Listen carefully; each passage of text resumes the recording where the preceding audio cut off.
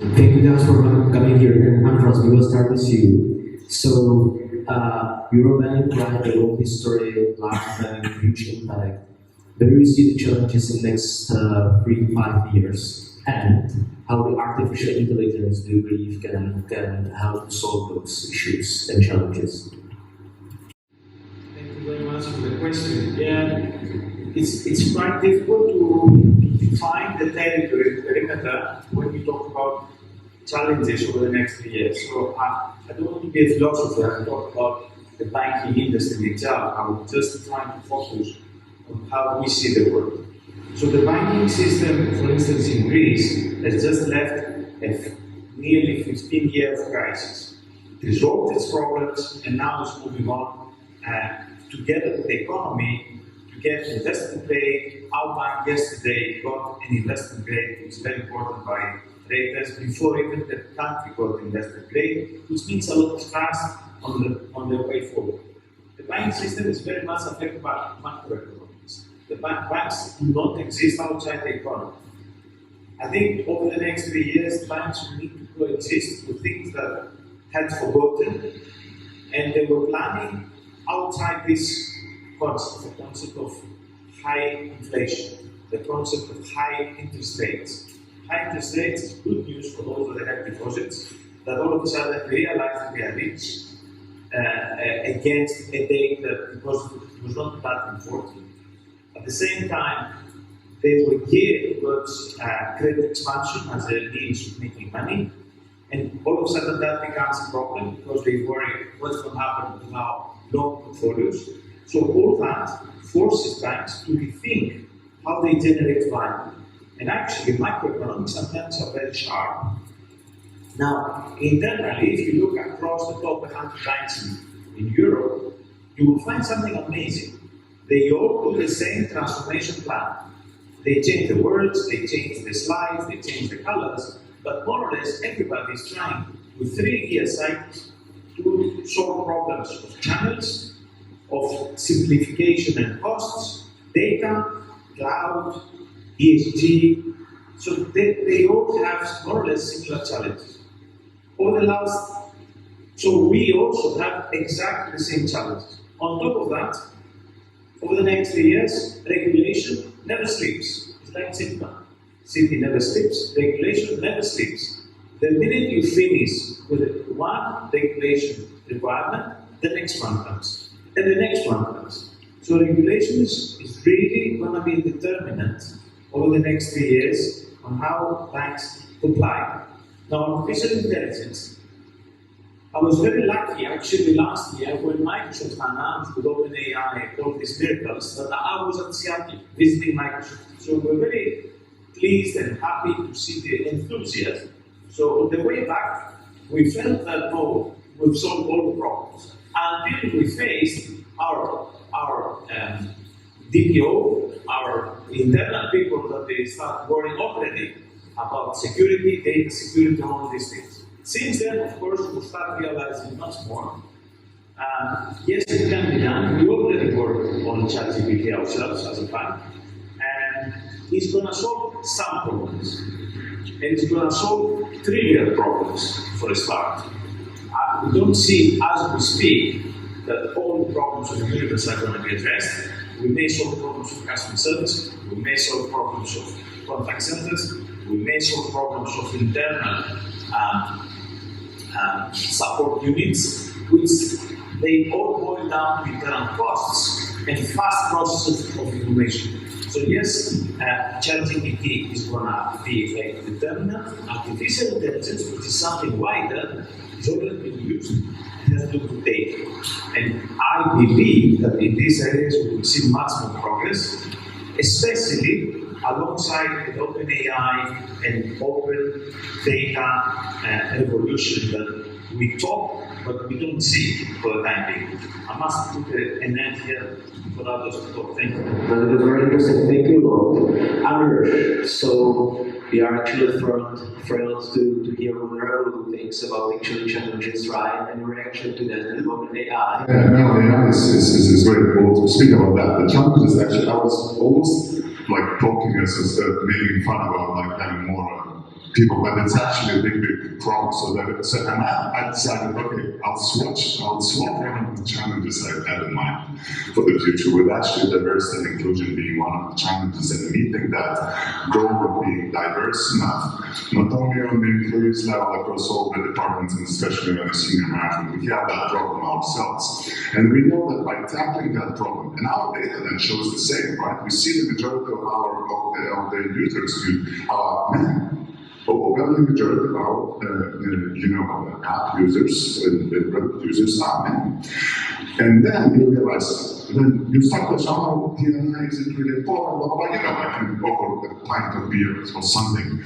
And then you dig deeper, and then you realize, I realized that many years ago, that I'm just talking about in general, right? Those people don't realize. They realize, okay, so what is the problem solved having more, let's say, diverse boards and senior management and across the teams?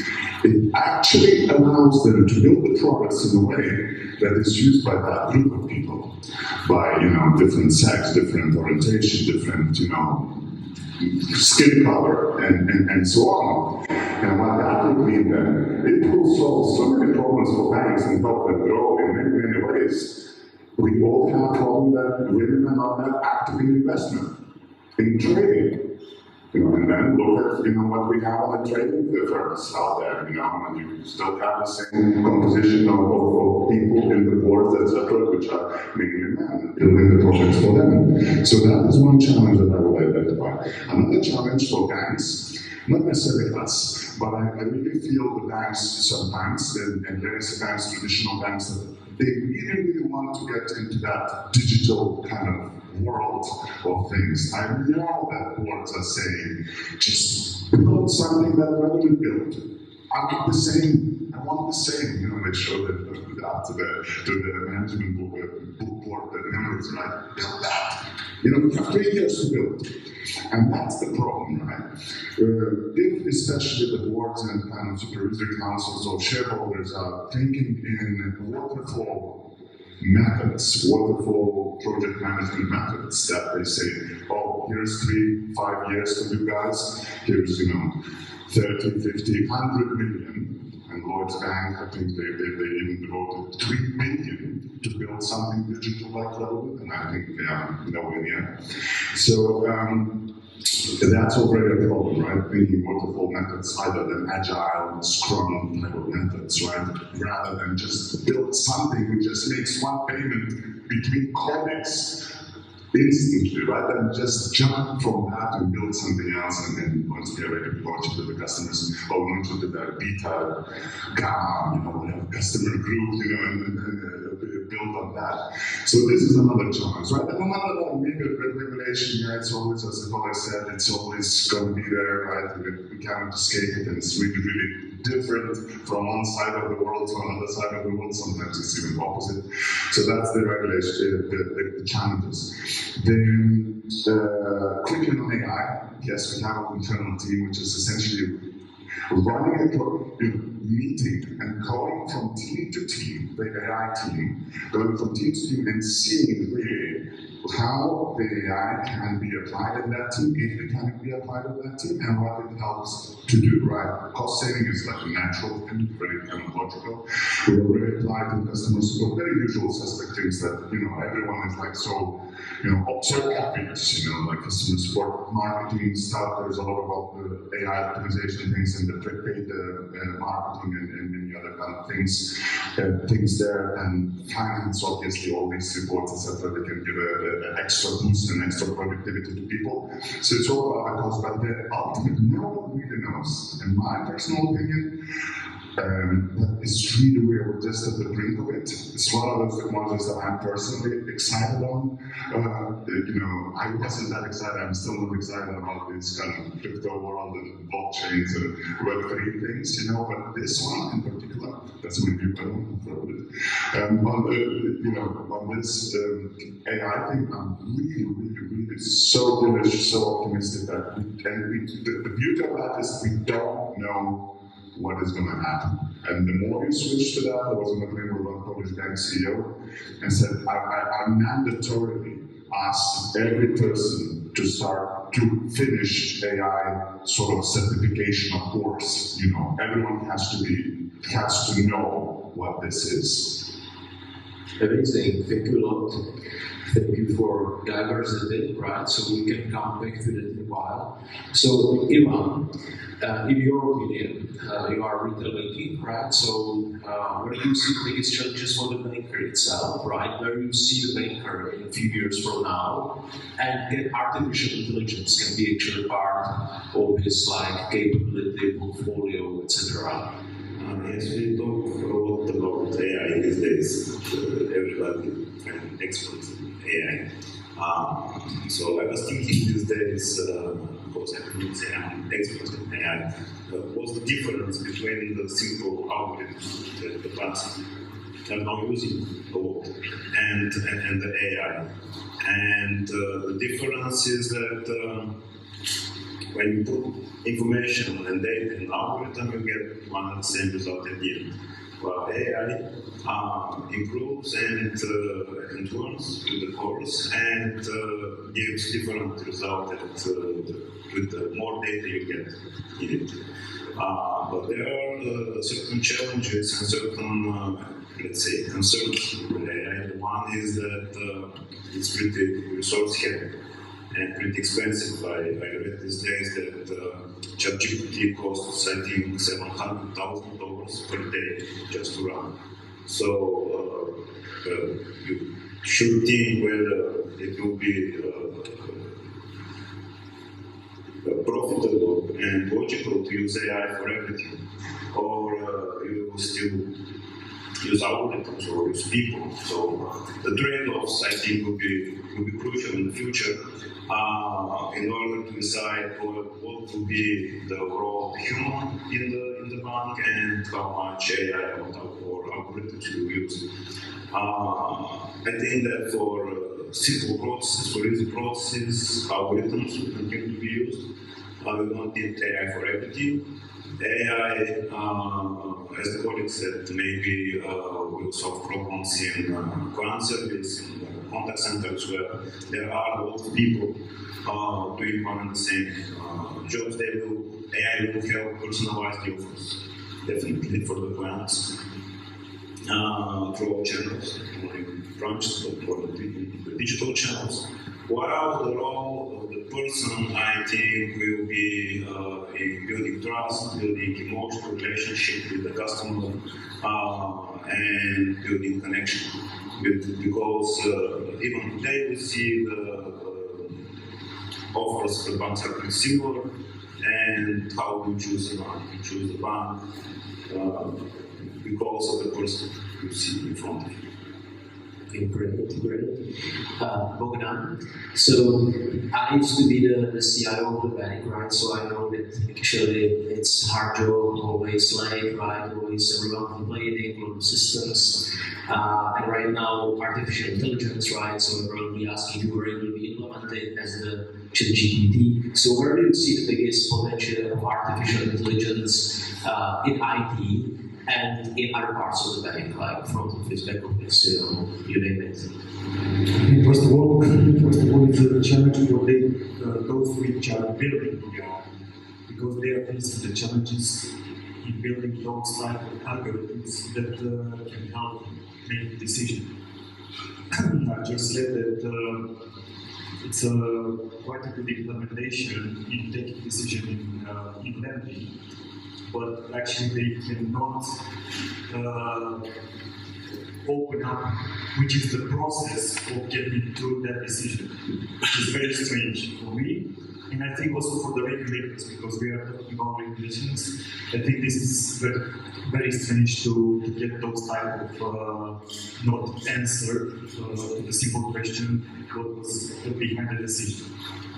I saw a lot of discussion, what would be, let's say, the best approach of this AI, and I was looking to OpenAI discussion just a few days ago, And they have said that actually the first implementation and the first gain will be in software development. Actually, the software development will be up in productivity 25 to 50% in the next years. So I think looking to other application internally in banking, I think it's a very good thing, and good things will appear. But I think the low-hanging fruits will be in software development, and you will see the rise in productivity very quick.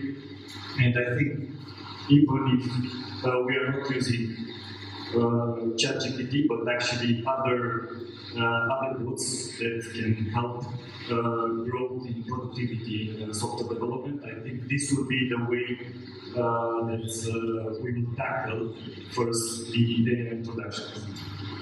Great, thank you. Jarosław, so mAccelerator, right? Interesting project, European-wide.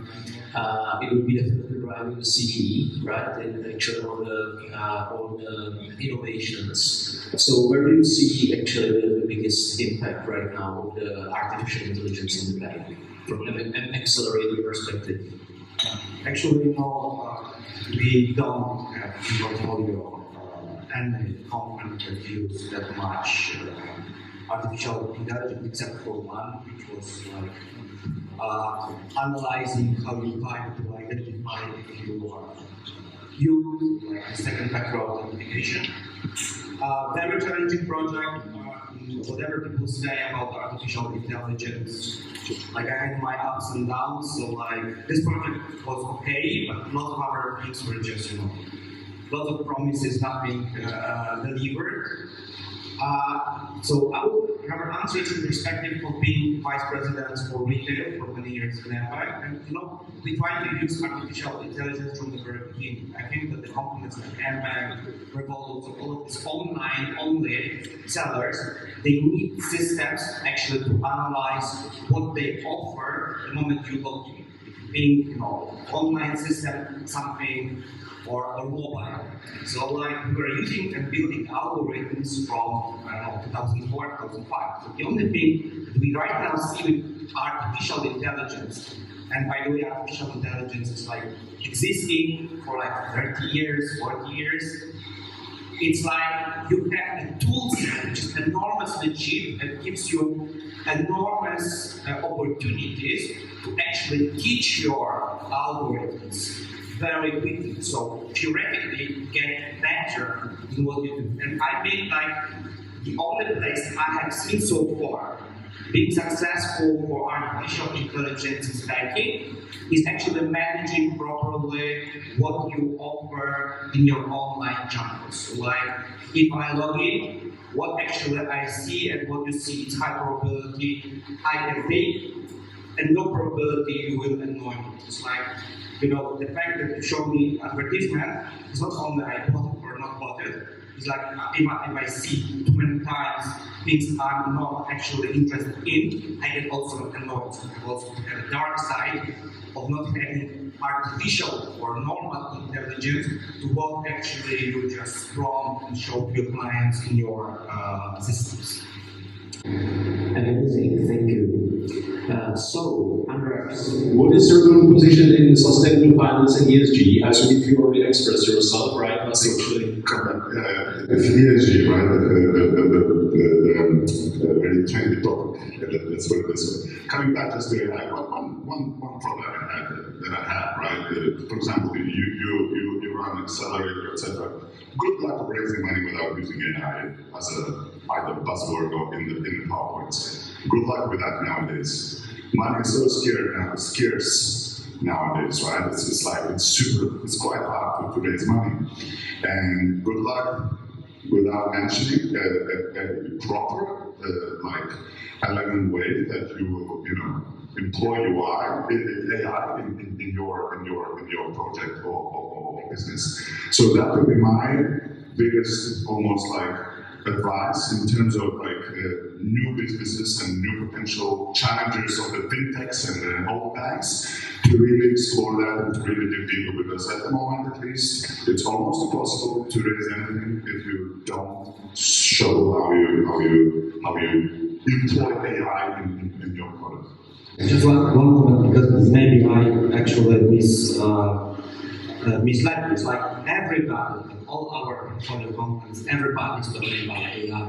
My comment was only where I see real chances that this AI will work. Because like usually the story that you get, being a large organization or being a startup, you come and say, yeah, we are an AI-empowered company.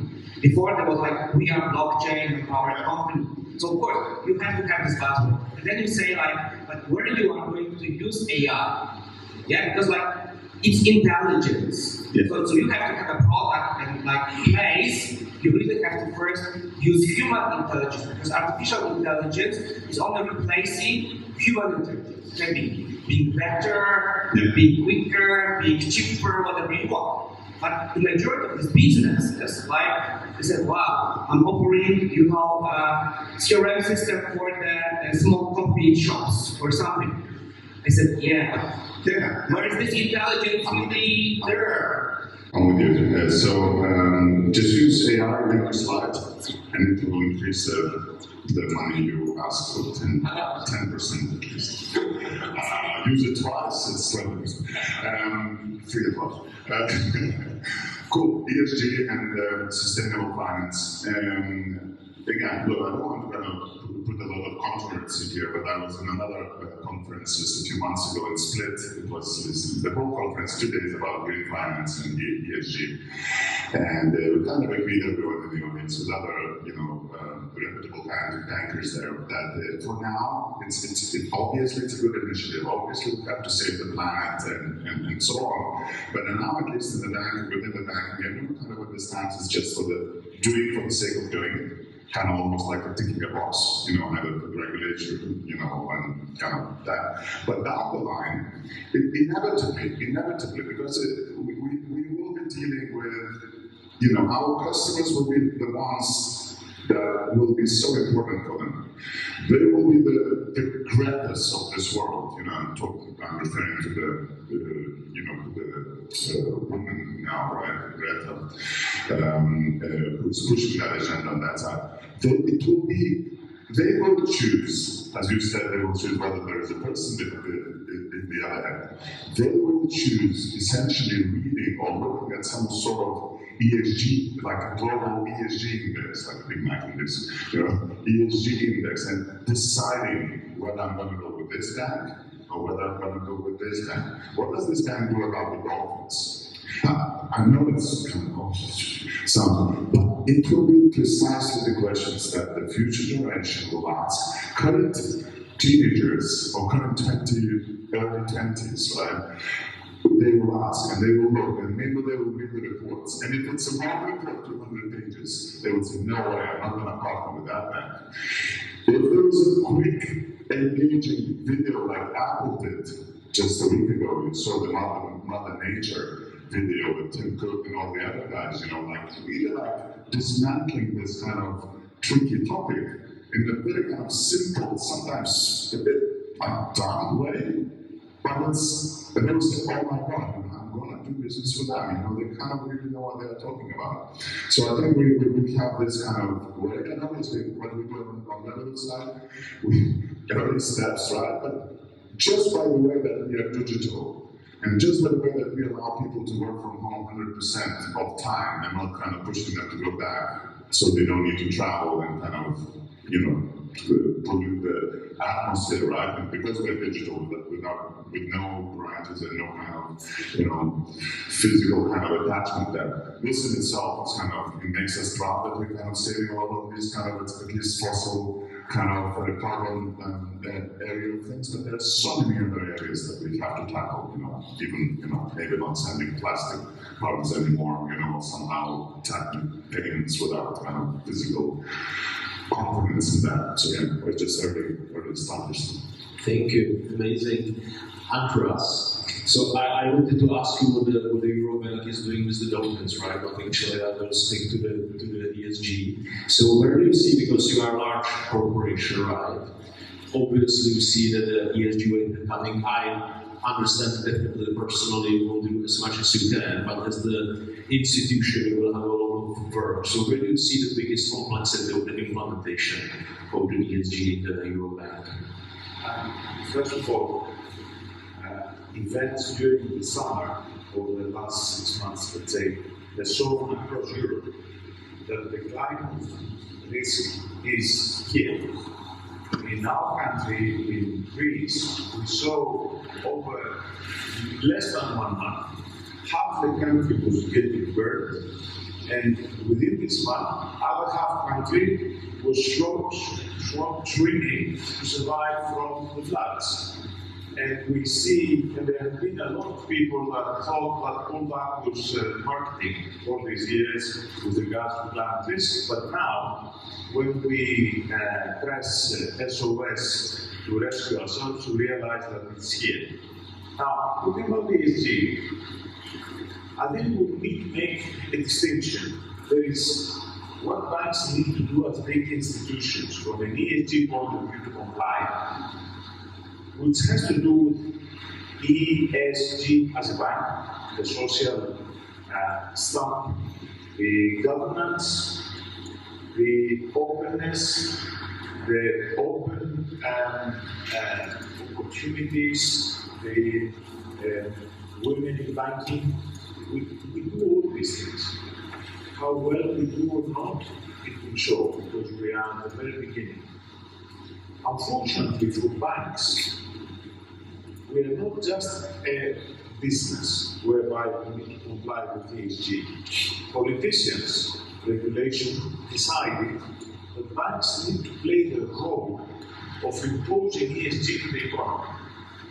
And this is the very difficult part. The very difficult part is the expectation by regulators of what banks need to do in order to measure, assess, report what our customers are doing as ESG, when we give them money, when we finance them. This is the hardest challenge the banking system has faced for years, because we are asked, when we finance a project, if it's a big project, it's fine, because the big projects already have an identity on what is the climate impact of this project. They simply give it to you. Obviously, you need to have specialization within the bank, within the assessment. But you need to expand that to small businesses, to medium-sized businesses, even to individuals. This requirement of banks being able to report what all their mortgage portfolios, no banks that I'm aware know of their mortgage portfolio, what is the energy efficiency target of each house they have financed. But we have to find out. But how can we find out when our customers don't know?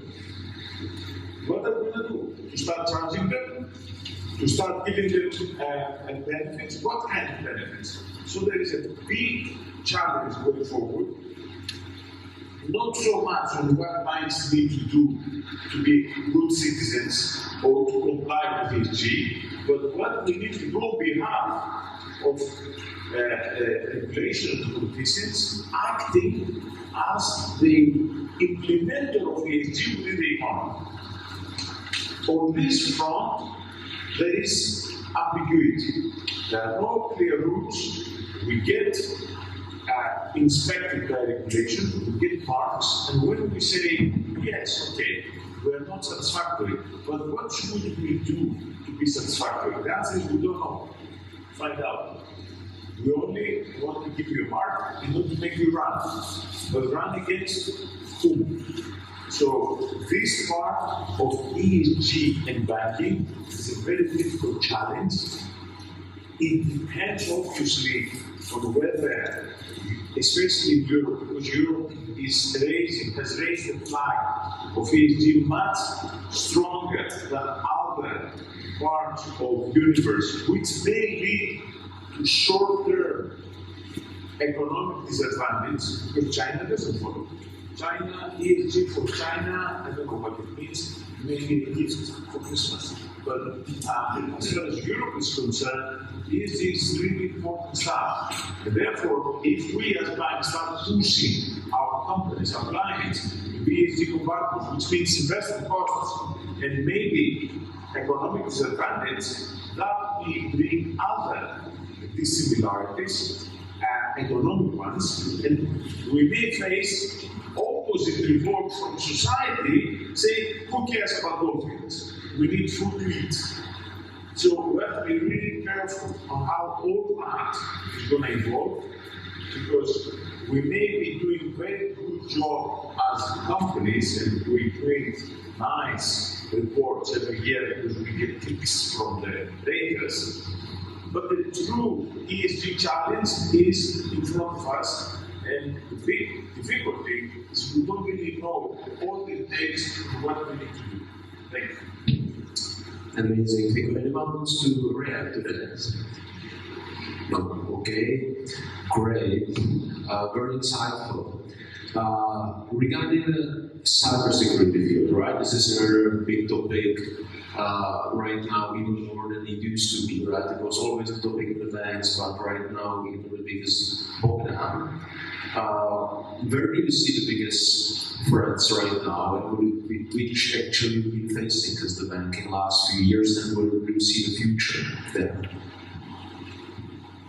I think somehow discussing also about ESG3 and this type of regulations that are coming up, that will increase in security threats in all the fields, and especially in non-banking sector, because they are not so strictly regulated. But coming back to artificial intelligence, because artificial intelligence right now, as you know, it's for mostly open source, so you can access a lot of these algorithms and you can train through your data a lot of algorithms. It is very important to understand that actually we might face the situation that in the malware, which is, I think, the second threat within the security landscape, the malware will be trained by artificial intelligence to somehow dissimulate and adapt through your security systems.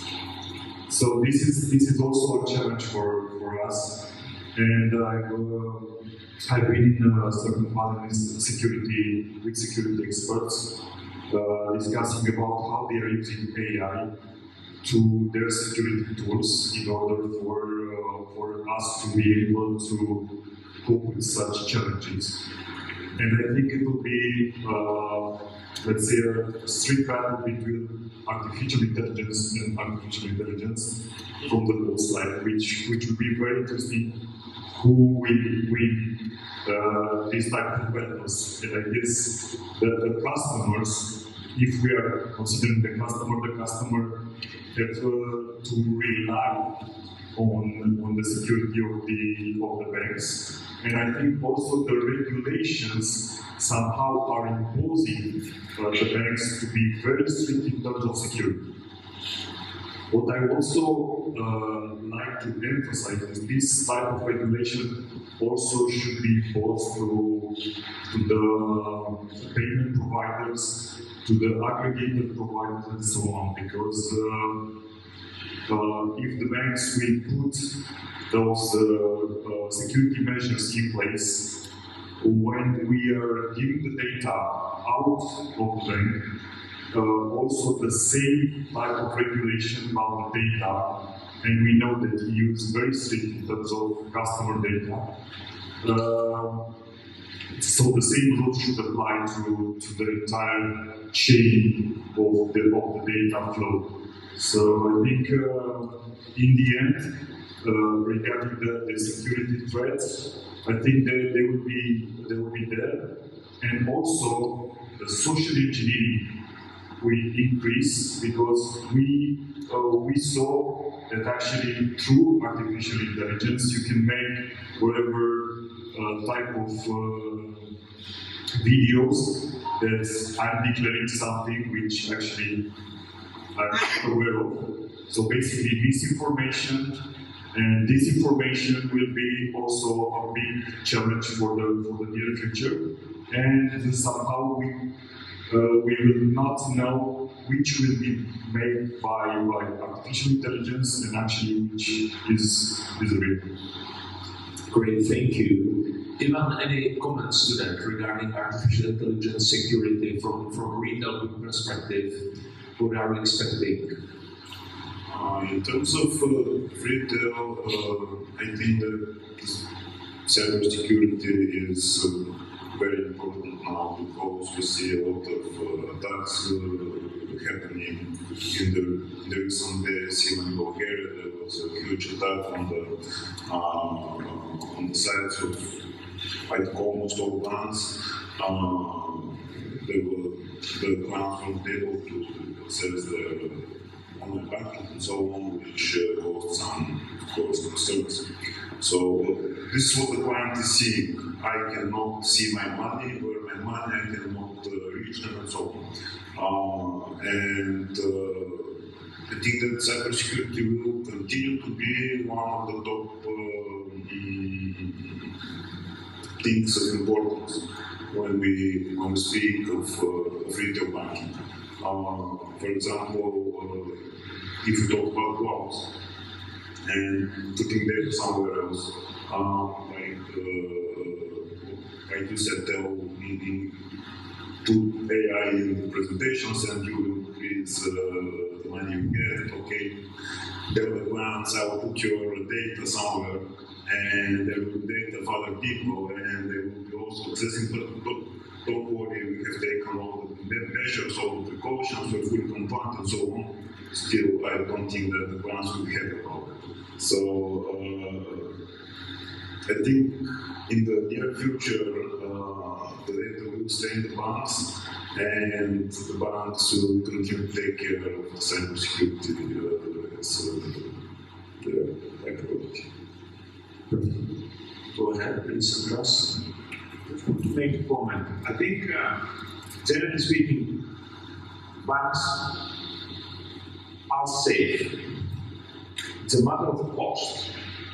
The banks spend a lot of money on cybersecurity, and generally speaking, I repeat, they are on the safe area. The biggest new threat that I see on cybersecurity comes from our own clients.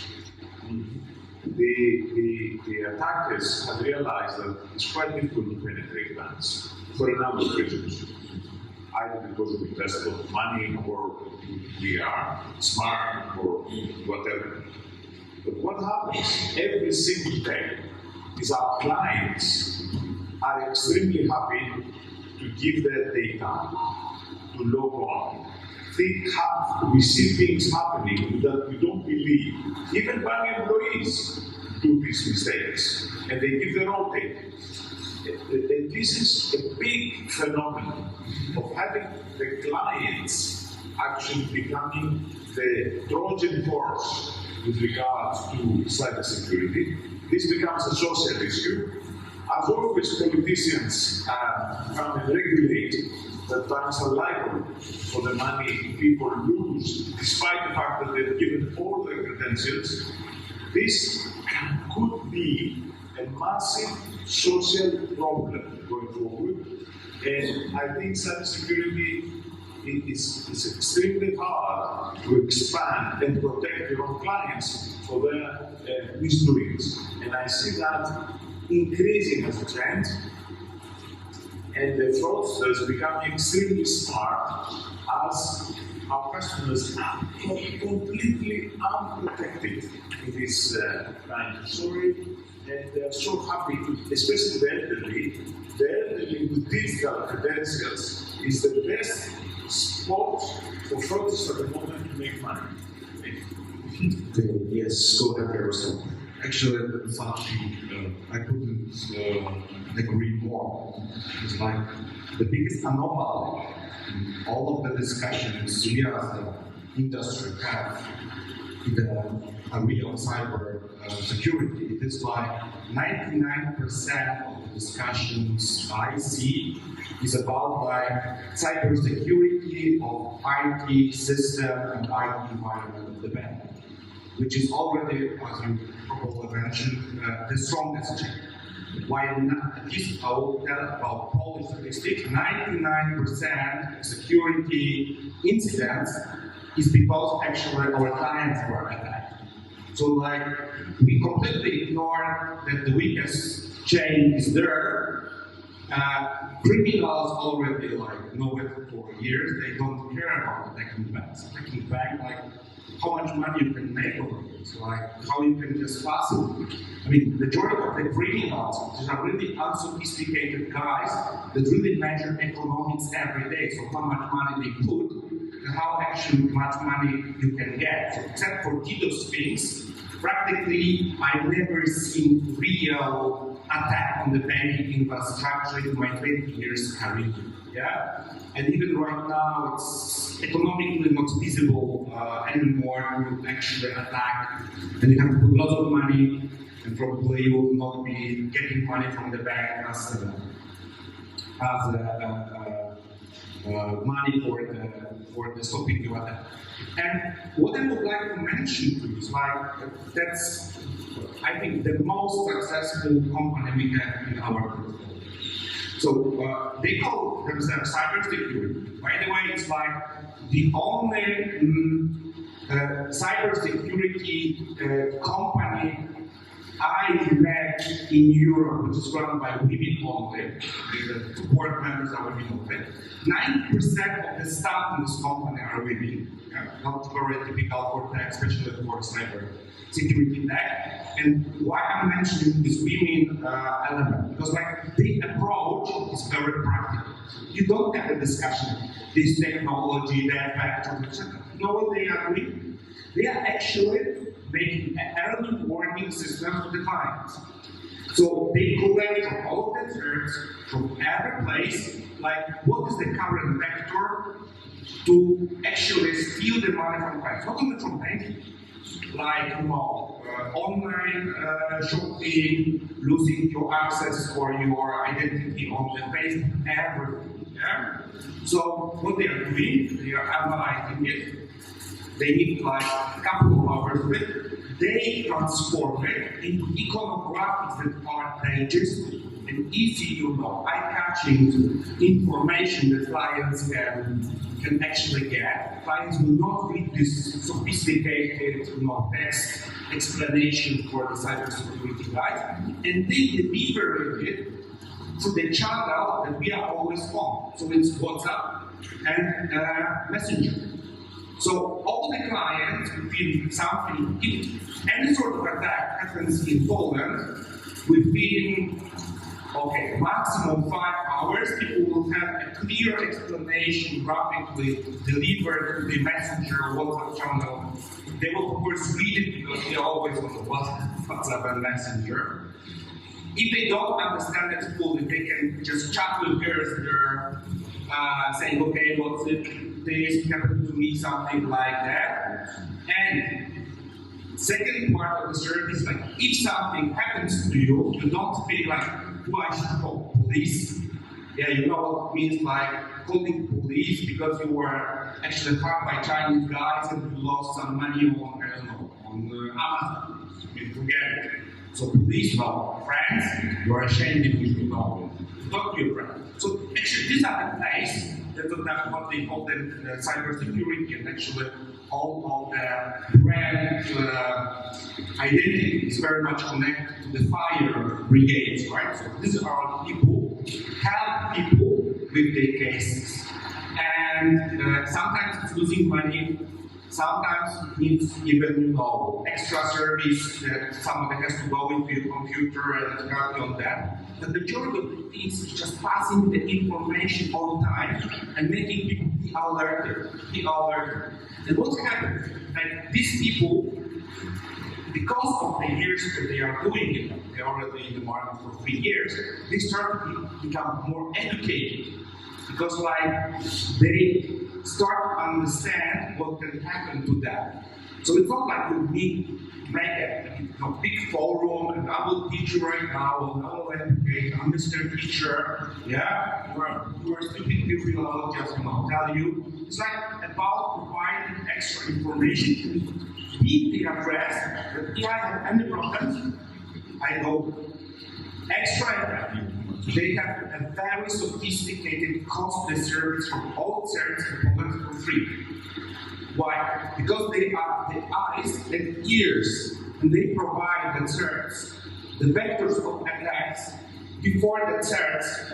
Like we even not, because like the first client is attacked, he will call them, yeah, to each other. So they already have the information. Will pass to third. Third will tell them like how they can solve it. So what they should do to the client. Yeah. So that symbiosis may give them like providing very sophisticated service at very small cost. It's like according to the last market researches, it is by number one value added non-banking service that mBank is providing, and there is nothing. There's number ING already implemented, Santander already implemented. Everybody actually thinks in banking sector to implement, but half of the banks, you will not be surprised saying, wow, maybe we do it internal.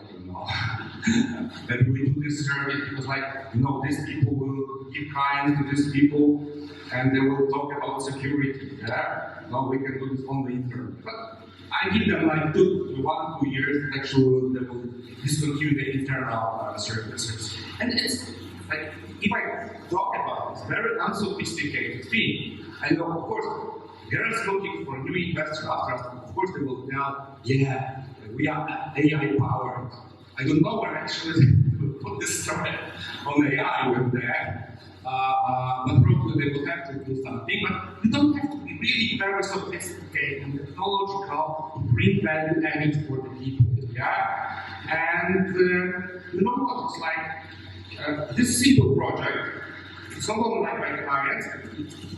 Okay, there are many things you can say affected that, but the number of the really incidents resulting in clients losing money never decreased by 70%. Amazing, amazing. Thank you a lot. Very insightful. So we are coming to the end. Andreas, Revolut was definitely having one of the biggest or maybe the biggest impact on the customer experience for the last 10 years. So can you quickly summarize and tell us maybe what is coming, right? We are excited to hear. Don't worry, I'll be quick because I see people's eyes there. Waiting for coffee. So the coffee is cold already. I watched this Netflix series last week. Super amazing series. It's actually one of the best on IMDb. It's a new one. It's called Beef. Beef. And there are two brothers. One is a bit older, 30 years, and another is a bit younger, maybe 19, 20 years. And that older one would call the younger one. And the youngest brother's voicemail would say, don't be old, just text me. Don't be old, just text me.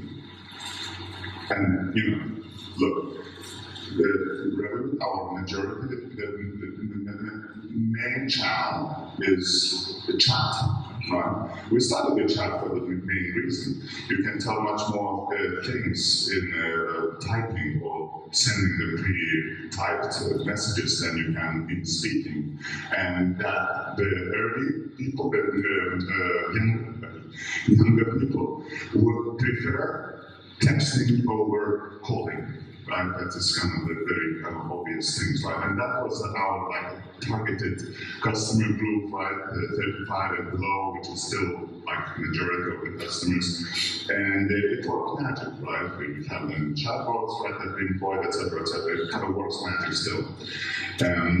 But then we realized that through the diversity, through the inclusion of other customers and older customers, now all this is 101 year old, that person would probably need either to call or even some assistance rather than potentially calling. So we are really, really exploring that area. So the development or evolution, as you asked me, is really going through this kind of, texting, AI-based kind of chatbots, which is like used by many now, into the more personal, and with Ultra Plan, you're almost going to get the phone service, but it's more like, for now, still just leaving your phone and we'll call you in a few minutes type of thing, rather than you waiting on the call. So we are going there, and God knows, by serving more and more customers and being more diverse, we probably need to introduce even more things, Who knows, maybe in the future is going to be some sort of Web3 room where you kind of wait for the service, God knows. But yeah, that's our evolution, really kind of tailoring to the market, to our market needs, not the kind of the total market needs, but to our customer market needs, which is still on the younger side. Amazing. So anyone wants to react? Gross? Banks are running a race on customer service, but they're losing it because the remaining economy is improving faster than the banks. This is the way I see it. It's not that the banks are not doing good customer service. It is debatable. But the remaining of the economy, the ecosystem, is improving faster. So human beings are customers of banks and are customers of everything else. So when they see the simplicity, the fast pace, the innovation, whatever, in the remaining of the economy, they ask a simple question: why not you? The answer is because we are banks. So what? And sometimes we find this easy excuse, regulation. So we love and hate regulation because when we don't like it, we call regulation. When we like it, we use it as an excuse. The simple stuff, as I see it, is the following. Especially mainstream banks have a lot of problems with their servicing models from the past. So customers will be asking simple things. I want this certificate, I want this, I want the other. Still, there's a hell of a lot of things we need to go to the branch. This is bad news. They try hard, but still they need to do a lot of work. On the other hand, the single most difficult problem in the banking system at the moment is onboarding. Is the easiest thing you could imagine. You want to become a client of somebody. This is difficult, still, and needs to be simplified, needs to be faster. And on top of that, truly we have regulation, again, which has to do with EKYC. EKYC is becoming increasingly, together with AML, I assume you all understand these acronyms because I hate talking about acronyms, but nevertheless.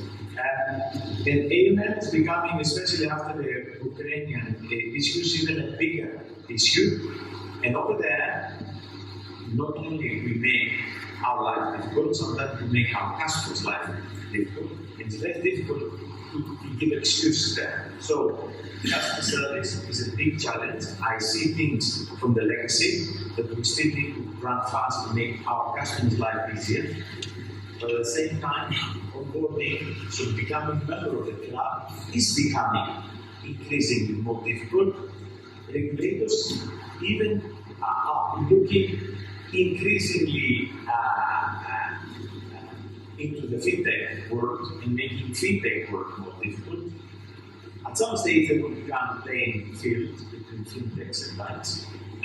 That means it will be even more difficult for everybody. It's not going to be banks becoming better. I think fintechs are going to become worse, pushed by regulation. And this will always run against what's happening in the ecosystem of the economy. So customer service is a big challenge. And I think we are not winning this war. It's hard to say we're losing, but we are not winning the war. Thank you. The very last comment, because it sounds very gloomy. Anyhow, number one, at least my point of view.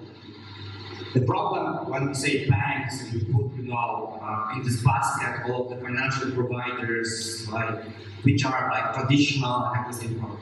Why we have this problem? Because we actually went through technological transformation in late 90s or early 90s. And we sit on this technological side, and we cannot move it.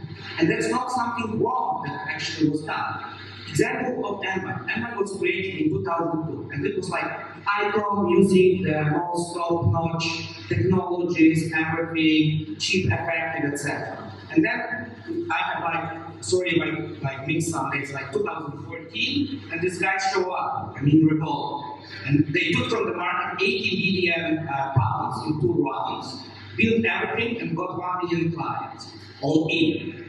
And I was sitting and saying, I'm modern, I'm spending 150 million euro a year for IT only, and this guy for 80 million, build everything from the scratch, and then I started to analyze what they did first of all, actually, what would not be doable. And I think that in 10 years, they will have the same issue. They will sit like I was sitting, and they will say, wow, these guys took 50 million euro, and they built something we have, and we are spending 300 million or 400 million euros, etc. So it's normal. And then we see that it's AI only driven company, no real humans there. Just AI. So what is actually, I think the women are much more empathetic, that's why they have much better competences for new economy, yeah? Because the male competences I'm smart and I want to show smart. This is the first thing you will outsource to the AI and ChatGPT. But it's I know if you use it, it's not very empathetic tool for the moment, at least ChatGPT. What I'm saying is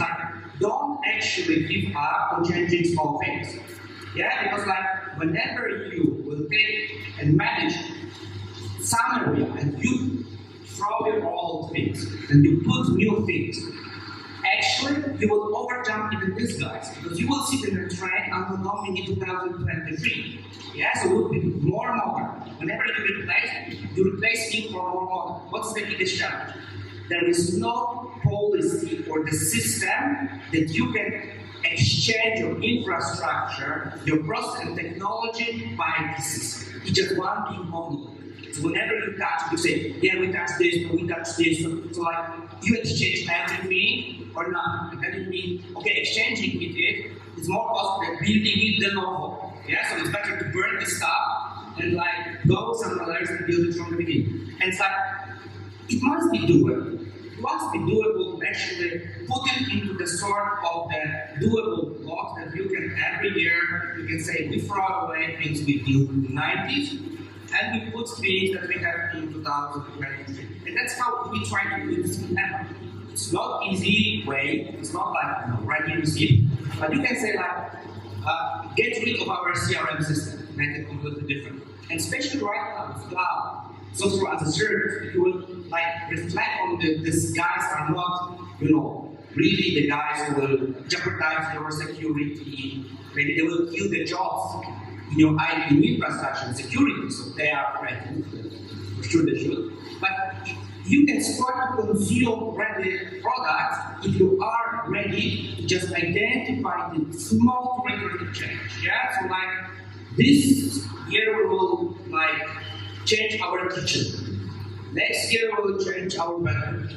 And if you think about changing the whole house, you will always give up. It's okay to say the whole stuff. It's not the better. Okay, thank you a lot, guys. It was a wonderful discussion. Thank you a lot. You can continue with the discussion.